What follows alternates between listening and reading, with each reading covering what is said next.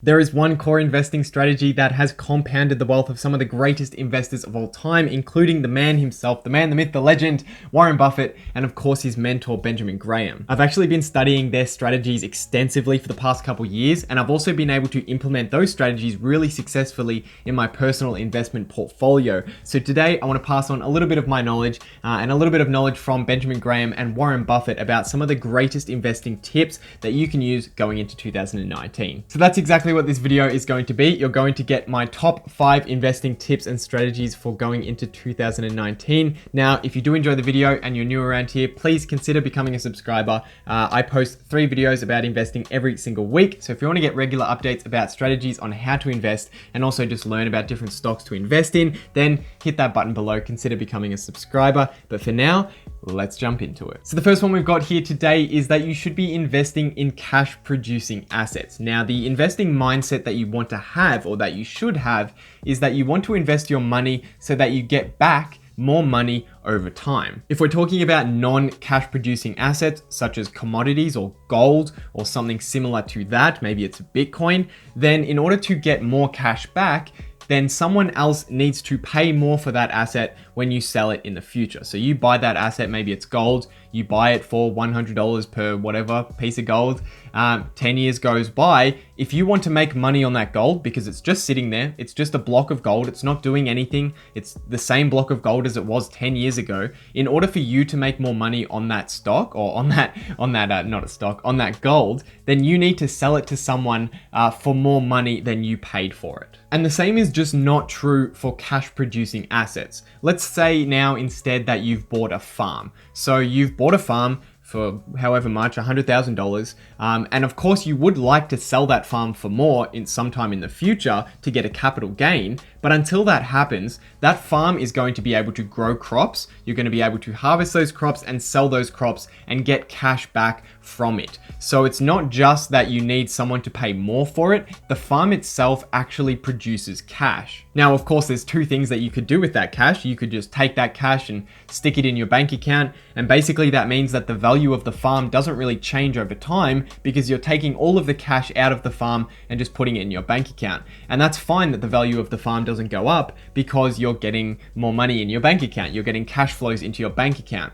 Alternatively, you could leave all of the cash in the farm, and that could literally be you put it in a vault in the farm that is sold with the farm when you're going to sell it in the future, or you could put that money into improving the productivity of that farm. That will mean that the value of the farm over time will increase, which means that you can sell it for more in the future. So you get the benefits both ways, but you're not just reliant on someone paying more for that asset in the future. It's actually producing cash for you within the asset. And that leads us into a very, very important tip, which is tip number 2 for today. And that is that you should value an investment based on how much cash it can produce for you. Since the entire goal of investing is to bring in more money than you've outlaid when you've made those investments, then it makes sense to sort of calculate the value of an asset or the value of an investment based on how much money you can bring in relative to how much you're putting out. You might be looking at a farm for an investment and you might be able to calculate that it can bring you in $100,000 in cash every single year. And that sounds great. That's a great business. However, if the price tag for that farm is $30 million, then you're no longer interested. So we're not just talking about the cash flows of the asset or the cash flows of the investment. We've got to compare that relative to how much we're paying for it so that the investment makes sense. The valuation of a business in Warren Buffett's eyes can be boiled down into one sentence. How much cash can a business provide you over its lifetime, discounted at a risk-free rate? Now, if you're looking to make some kind of investment, instead of investing it in risky assets or risky businesses, you could of course just put that money into a government treasury bond that earns you about 3% per year over a 10-year period that is completely risk-free. So you want to make sure that if you're investing in businesses that do come with risk, that you're earning a superior return to that risk-free rate. Because if you can get a better rate on the risk-free version, just giving your money to the government and getting a coupon paid out every single month or every single year,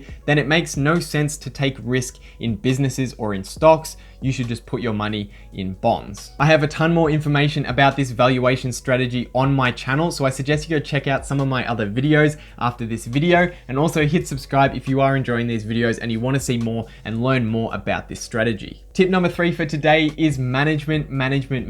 Now, management is by far the least analyzed aspect of businesses when people are going about their investment analysis, even though it is one of the core components in determining how successful a business is over the long term and ultimately how much cash it can produce for you over the long term. A great business starts with great products or great services, but ultimately the efficiency of the business comes down to the decisions made by the people running it. And that level of efficiency in which the management team can run a business ultimately determines how much cash that business can produce for you, the owner, over the long term. And as we spoke about earlier, how much cash and investment can provide us determines its value and how much we should be willing to pay for it. The key here is to ensure the management of your businesses are consistently getting a high return on capital, as well as acting in the best interest of the shareholders. The 4th tip today for investing in 2019 is to invest in what you know. Invest in businesses that you understand.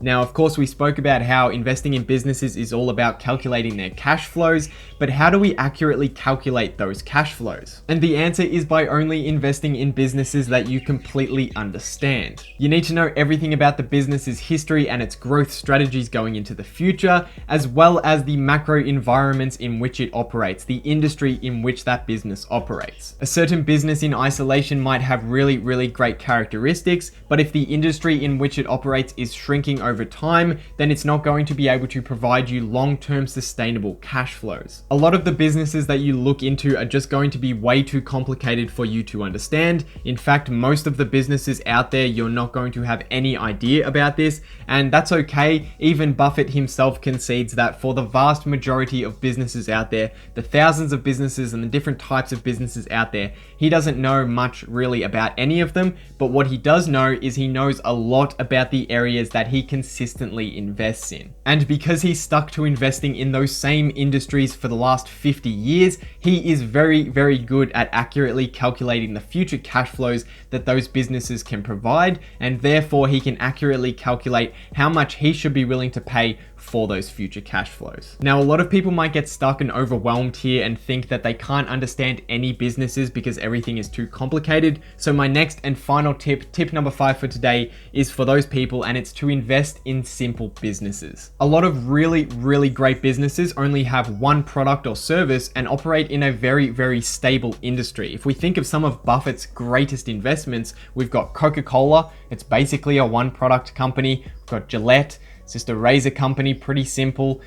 Wrigley's gum and See's candy, all of those are very simple business models, and it means that he can really dive deep into those industries and completely understand how they operate, and therefore he's going to be easily able to calculate how much cash they will be able to provide him for the next 10 or 20 years. Personally, my biggest investment is a caravan or RV manufacturer, which basically operates in an industry that hasn't changed at all, isn't going anywhere, and is actually growing over time. So as I've been studying this extensively over the past 12 months, I have a very well-rounded understanding of the industry and the specifics about the business and how it operates in that environment. On the flip side, in the past, I've wanted to invest in industries such as the semiconductor industry, but after just a couple of weeks of research, I've realized that I will never understand that industry well enough for me to be confident in calculating the future cash flows that that business can provide for me. There's really no point taking the risk in a business that you don't understand. There are plenty of businesses out there for all different kinds of interests, so just find a business that is aligned with the interests that you have, so that you'll be sort of encouraged